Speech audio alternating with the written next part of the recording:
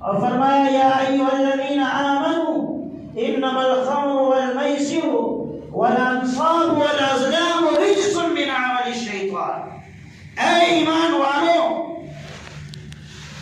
یقیناً شراب، جوا اور دوسری چیزیں یہ ناپاک اور گندی ہیں، پاسے یہ تمام کے تمام ناپاک اور گندی ہیں، فاجتنبوہ ان سے تم اپنے آپ کو بچاؤ، تم کامیاب ہو جاؤ گے۔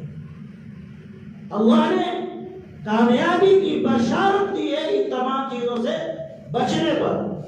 پتہ یہ چلا کہ انسان اگر شراب سے، جوا سے، پاسے سے اور دوسری ناپاک اور گندہ چیزوں سے اپنے آپ کو بچاتا ہے تو انسان اللہ کی نگاہ میں کامیاب ہے۔ اللہ تبارک و تعالی نے بڑی تفصیل کے ساتھ انسانوں کو ہدایت فرمائی ہے، اور اس کی کیا کیا خرابیاں ہیں اس کو بھی اللہ نے قرآن میں بیان فرمایا ہے۔ حضور پاک سرکار دو جہاں صلی اللہ علیہ وسلم نے ان تمام برائیوں سے بچنے کی ہدایت فرمائی ہے جس سے انسان کی عقل بگڑ جائے۔ چنانچہ سرکار دو جہاں صلی اللہ علیہ وسلم فرماتے ہیں کل مسکر حرام، کہ ہر نشہ آور چیز حرام ہے۔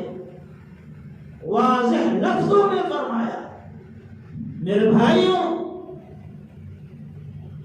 بہت ہی افسوس کے ساتھ کہنا پڑتا ہے کہ جن چیزوں کو اسلام نے ناپاک اور حرام قرار دیا ہے، جن سے نشہ چڑھتا ہے، افسوس ہے کہ آج ہمارے نوجوان بڑی تیزی کے ساتھ ان چیزوں میں ملوث ہو رہے ہیں اور ان ناپاکیوں اور گندگیوں میں گرتے چلے جا رہے ہیں، گرتے چلے جا رہے ہیں۔ شراب ہی نہیں بلکہ ہر وہ چیز اسلام میں حرام ہے جو انسان کے ذہن اور دماغ کو بگاڑ کر کے رکھتے ہیں۔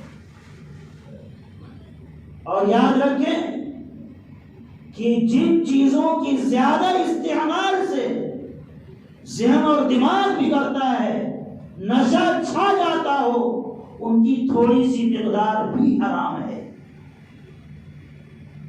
ہزاروں طرح کی آج منشیات اور نشہ اور چیزیں ہمارے سماج اور معاشرے میں پھیل رہی ہیں، اور ہمارا نوجوان بڑی تیزی کے ساتھ ان برائیوں کا شکار ہو رہا ہے۔ کتنی قسمیں ہیں جن کا ہمارا نوجوان عادی بن رہا ہے، اپنی زندگیوں کو، اپنے مستقبل اور فیوچر کو آگ لگا رہا ہے۔ بڑے افسوس کی بات ہے میرے بھائیوں، صحابہ کرام رضوان اللہ تعالی علیہم اجمعین نے جب اسلام کا حکم آیا کہ شراب حرام ہے، تو جیسے اس حکم کو سنا، شراب کے تمام برتنیں اڑیل دی، شراب کو نالیوں میں بہا دیا، ذرا برابر دیر نہیں کی۔ جبکہ شراب عرب معاشرے کی گھٹی میں پڑی ہوئی تھی، جس کے یہاں جتنا پرانا شراب ہوتا تھا اتنا زیادہ وہ باعزت اور قوم میں ایک زیادہ معزز اور محترم سمجھا جاتا تھا۔ عرب کے اشعار میں شراب کی 1000 قسمیں ملتی ہیں۔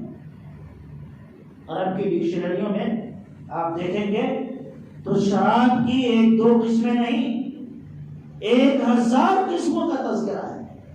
آپ اندازہ کریں شراب کتنا عروج پر تھا، لیکن جیسے اسلام کا حکم آیا، قرآن میں اللہ نے منع کیا، صحابہ کرام نے فوراً چھوڑ دیا۔ میرے بھائیوں، شراب کا صرف نقصان یہ نہیں ہے کہ آپ کا ذہن اور دماغ اس سے خراب ہوتا ہے، ڈرگس اور نشے والے انجیکشن کا صرف نقصان یہ نہیں ہے کہ آپ کی ذہنی توازن بگڑ جائے، اس کے علاوہ ہزاروں نقصانات ہیں۔ ہمارا جسم بگڑتا ہے، ہمارے اخلاق تباہ ہوتے ہیں اور مال کی بربادی ہوتی ہے۔ پوری دنیا کے ڈاکٹرز اس بات پر متفق ہیں کہ شراب اور نشے والی چیزیں چاہے وہ جس قسم کی بھی ہوں اور جس نام سے بھی ملیں، یہ سب کے سب جسم کو اندر سے کھوکھلا کر کے رکھ دیتی ہے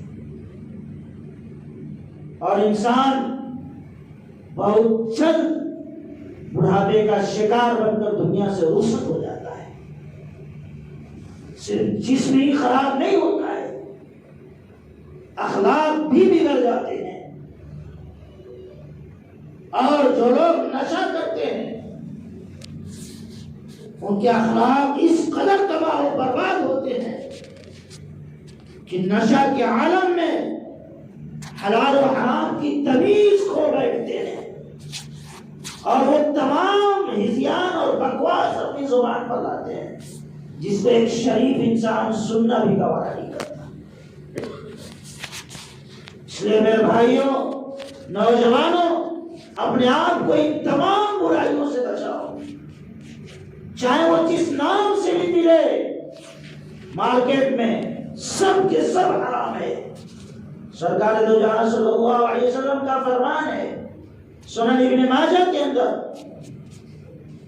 کہ ایک وقت آئے گا کہ لوگ شراب کا نام بدل بدل کر پیئیں گے۔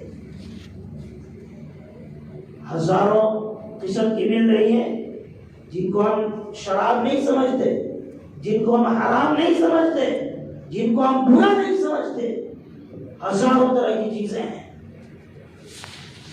بلکہ میں پڑھ رہا تھا تو اتنے نام آئے کہ میں یاد نہیں کر سکا۔ اگر ان کا نام بھی یاد کرنے کی کیا ضرورت ہے؟ بھائی یہ کوئی اچھی چیز تو ہے نہیں کہ ان کا نام آدمی یاد رکھے۔ سینکڑوں کی لسٹ تھی اس میں، ہم نے سنا بھی نہیں۔ ایسی ایسی چیزیں ہیں، یہ انسان کے اخلاق کو، ذہن اور دماغ کو، تمام چیزوں کو تباہ و برباد کر دیتی ہے۔ اس لیے خاص طور سے نوجوانوں، آپ سے گزارش ہے کہ ان برائیوں کے قریب بھی نہ جاؤ۔ کل ایک ساتھی ملے تھے، انہوں نے ایک واقعہ سنایا، بہت دور کی بات نہیں، اپنے شہر کی بات ہے۔ ایک نو مسلم ساتھی ہیں، ان کی میڈیکل شاپ ہے، تو ان کی دکان پہ روزانہ شام میں نو مسلم ہیں، وہ بیچارہ نیا نیا ایمان میں آیا ہے، وہ ہمیں اور آپ کو بڑا اچھا سمجھ رہا تھا، ہمارے معاشرے کو، ہماری سوسائٹی کو وہ بہت بہترین سمجھ رہا تھا۔ اس نے کہا کہ روزانہ ہماری دکان پہ مسلم نوجوانوں کی جماعت آتی ہے، مسلمان آتے ہیں جن کی عمر 16 سال 17 سال سے 22 سال 23 سال تک کی عمر ہے، آتے ہیں اور کھانسی کی سیرپ لے کر پوری سیرپ پی جاتے ہیں اور سو جاتے ہیں۔ میرے عزیزوں، یہ ہمارے معاشرے کی ایک ہلکی سی جھلک ہم نے آپ کو پیش کی ہے۔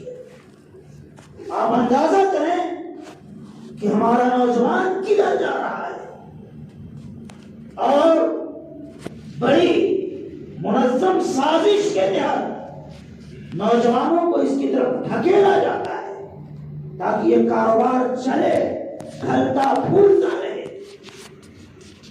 ایک سروے رپورٹ کے مطابق پوری دنیا میں 650 بلین ڈالرز کا اس کا بزنس ہے۔